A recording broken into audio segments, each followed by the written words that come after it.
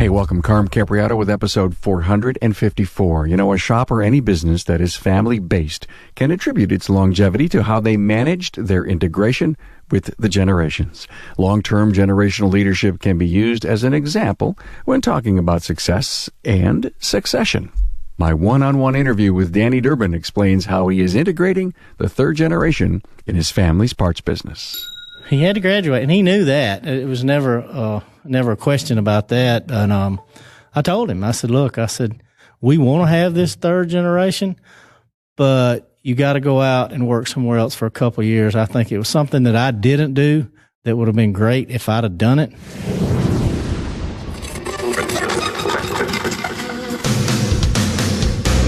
Welcome, aftermarketers, to Remarkable Results Radio. Listen to learn just one thing from today's episode on your journey to remarkable results.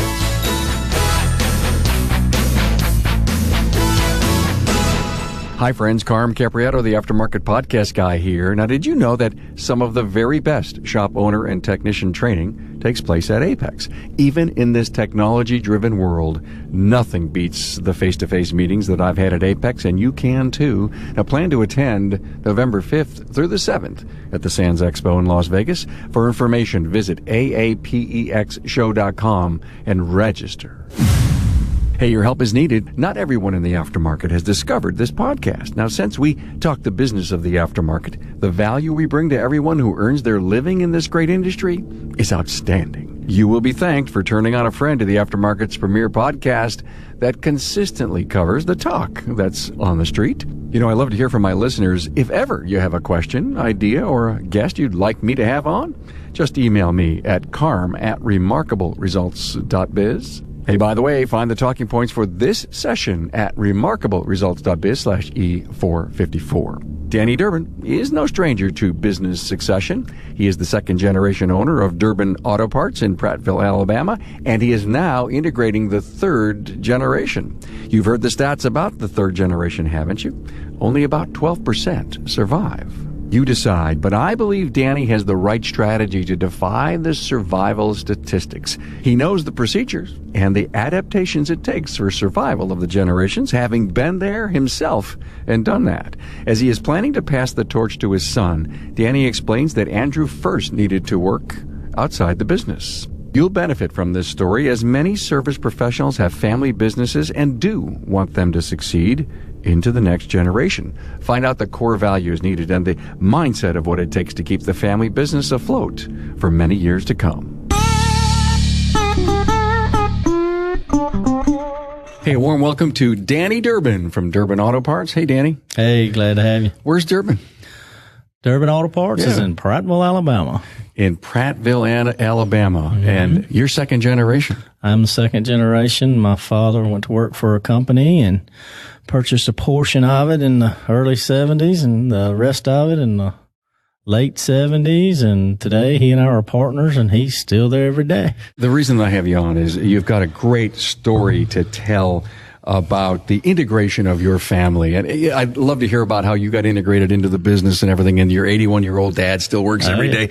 I love that. I mean, that's just American business and, you know, great family business. But what I think is fascinating about your story is that you said to your son a while back, you said, son, you got to go out and get a job before you join the business. You know, he was worked for us the whole time he was a kid, 12, 14, 15, 16, through high school, in the summers and weekends, and went off to college. And I had preached to him all about, okay, first generation gets it started, second generation gets it booming.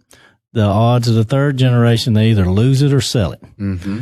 And he was a little concerned about being that third generation guy. So he goes off to school at Auburn University. He was an University of Alabama guy, but flipped and went to Auburn and decided to major in building sciences, which is construction management. And about the end of his sophomore year, he comes to me and says, I think I want to come back to the family business. Where did he get this building construction from? He's a hands-on guy. All right. And at Auburn University, they're a top 3 building sciences university in the country.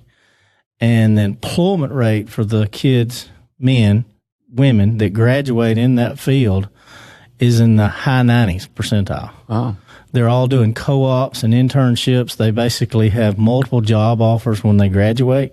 It was the employment piece of it is where he got it. So when he graduated, he had 59, there was 57 men, 2 women.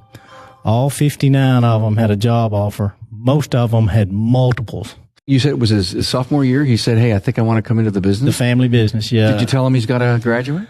Oh, yeah. He had to graduate, and he knew that. It was never a question about that. And I told him, I said, look, we want to have this third generation, but you got to go out and work somewhere else for a couple of years. I think it was something that I didn't do that would have been great if I'd have done it. Now, my wife wasn't really keen on me making him go work somewhere else for several years, but he was gone for between his co-ops and his interns and his job. He was gone for several years. Take us back to the argument that you and your wife had. It wasn't really an argument. All right, okay. Well, this great discussion is saying, Danny, why do you want him to go out and do that? I just think, having to work for somebody else other than your parents. I mean, I think that was a big deal. I've never done a resume. I never had but one job, and my father was my boss. And there were times where maybe I could have done a little better if I would have been what I call out in a different real world. You could have done better because you would have been more well-rounded. You would have seen you would have seen things. Yes. You're right. I mean, talk about going out and getting some real world hard knocks experience by becoming an employee. Mm-hmm. And what we really didn't know is that when my son, his name's Andrew, he's 26 today. When he came back to the company, he was 25. But what we didn't know is that the field that he was in, it was construction management, basically. Okay. And so he had to learn how to manage people. Mm-hmm. He had to manage estimates. He had to manage payroll. He had to manage deadlines. And all of that related to the auto parts business. Sure did. None of us knew that by going out and doing that it was all going to fit so hand in hand to our business. So he graduated. You sent him out to, you didn't send him, but you said, hey, son, please go and get a job. What did he go out and do?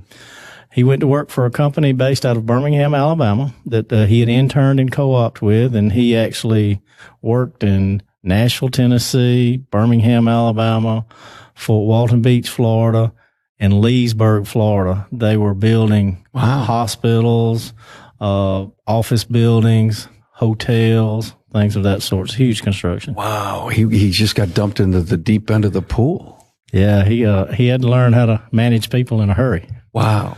And so you're in touch with him these whole couple of years, and were you just sitting back hearing the stories and being, how proud you were about what he could bring to the business? Yes. And it was kind of neat that one of my sales managers I have that's actually here is a guy named Bob Greathouse. I ask him all the time. I said, when will I know when the right time is to bring my son back to the business? And he said, you'll know. An event will happen. You'll lose an employee, a family matter, or what, and you'll know when it's the right time. So what happened? He and his wife are having a baby. There's an event. There was an event. Yeah. And we were growing. We also are in the equipment business, not just auto parts. We do the car lifts and tire changers and air compressors. And we were growing, and we needed help. And so I sat down with my wife and my dad, we're still partners in the business. And I said, hey, I think it's time for us to bring Andrew back. It was hard because we were negotiating over the phone. And the thing that was really ironic how it all worked out, we're negotiating over the phone, and Andrew had to take a pay cut to come home. And let me tell you, you take a 25-year-old millennial that's really educated and making really good money, not many of them take a pay cut. So we sat down and over the phone, and I made him an offer, and he said, let me think about it. And he thought about it for about a week. And we get back on the phone. He says, I think that's what I want to do. I said, great, turn in your notice. And he said, I can't, Dad. Hey, Carm here. You know the number one reason shop owners attend Apex is to see the very latest new products and technologies. And in my opinion, a close second is the opportunity to meet face-to-face with your peers to discuss issues and find new opportunities. And let's not forget how much fun it is to get together with friends in the industry, both old and new. You know, Apex is the one place to see all the people, products, services, and technology that affect your business and your profits. Plus, you'll get to participate in the best industry training while you're there. You know, in terms of value, you'll take so much more home with you than the cost of your trip to Apex. Now, mark your calendar now to attend Apex 2019. It's November 5th through the 7th at the Sands Expo in Las Vegas. To learn more, visit aapexshow.com. Hope to see you there. I said, what do you mean you can't? He said, I made a commitment to this company I work for, and I'm going to honor that commitment. So he finished the job that he was on. This was in June of 18, and the job wasn't going to be through until September. And you wanted him the next day? I wanted him the next day. Wow. So I knew when he told me I made a commitment to this company, I had the right guy. Yeah, you did, didn't you? Yeah. Wow. Talk about, you know, the character and integrity and honesty and all right. that great stuff. It was. You know, obviously he had it. He did. He had it. And it wasn't anything that you were going to have to teach him. Yeah, you could help refine all of those great qualities, but he had it. He's only been back with us 10 months, and he actually handles the entire equipment side of our business. It's within our business. It's not separated, but he handles all of it. We have 2 guys that are out on the road that do the sales, service, and installation, all of the inventory, the quotes, the billing, and all that. He does all of it. And it was kind of neat. You know, you ask about the construction business, how it related to the auto parts world. Mm-hmm. There were several platforms that they used. One of them's a software program called Bluebeam that he integrated into our guys. Our guys have iPads out in the field, and he built this program where they can submit their invoices and their payments and all that stuff. I was doing it by paper. So it was kind of neat. Oh, cool. Andrew brought some stuff to you. Is part of, you said earlier, negotiations, and, you know, I thought it was an interesting word that you used. Yep. And for all the right reasons. He's got to know what he's coming home to and what you want him to do.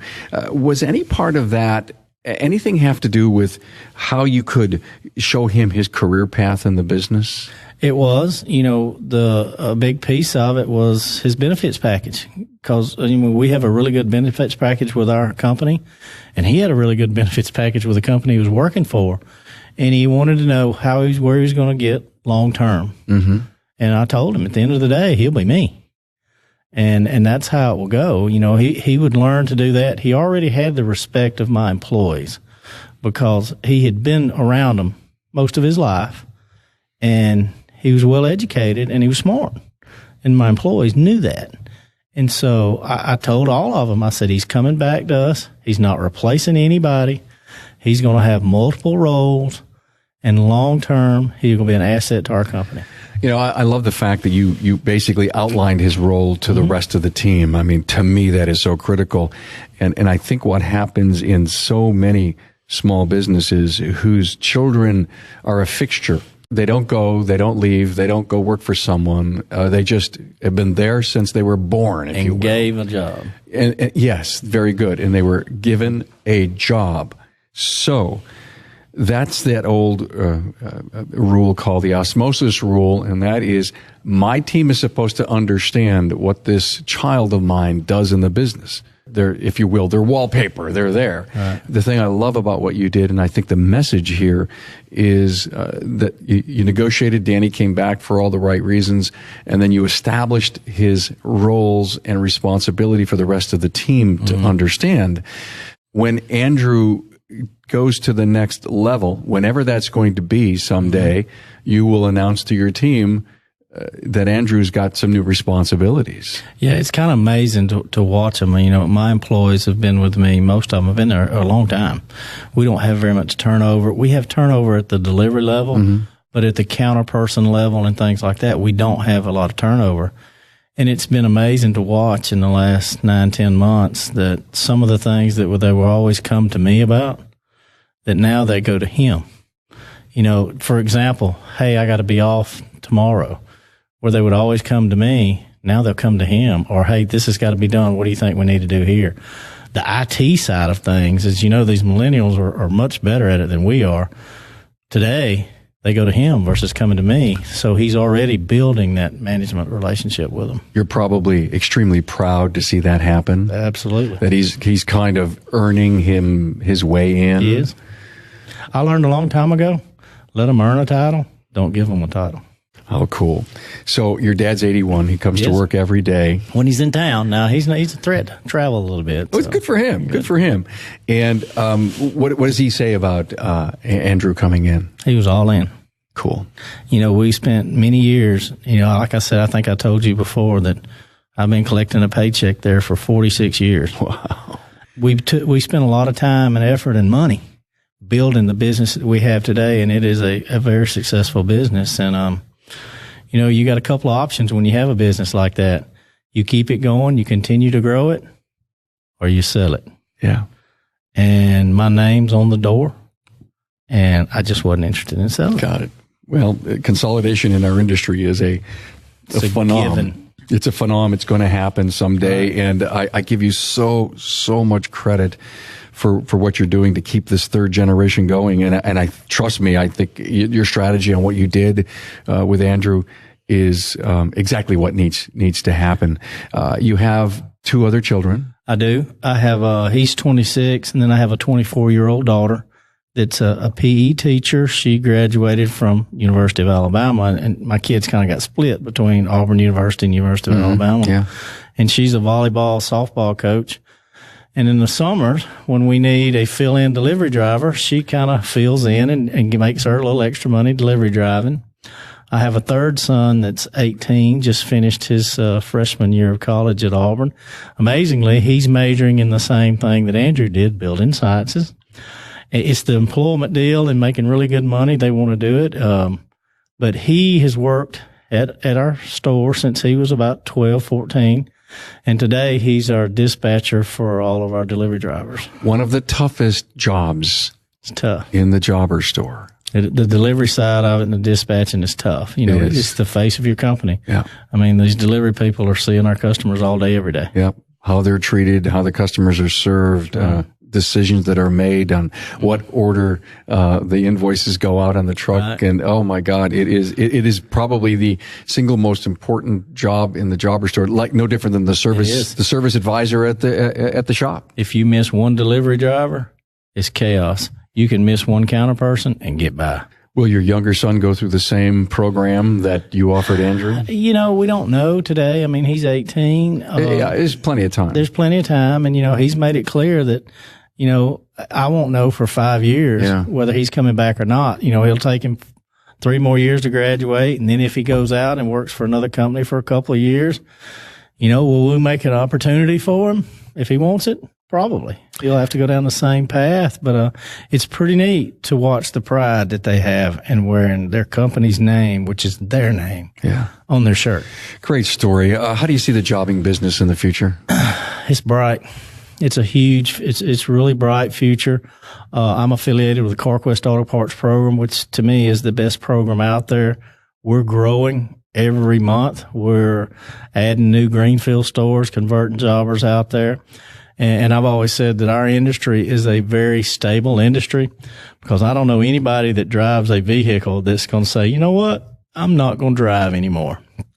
And it doesn't matter if we've got flying cars or driving cars or autonomous cars, they're going to break. Yeah. And so I think it's bright. I really do. Great outlook. And thank you so much, Danny Durbin from Durbin Auto Parts in Prattville, Alabama, for sharing your story on the third generation. Thank you for having me. Thanks for being on board to listen and learn from the premier automotive aftermarket podcast. Until next time.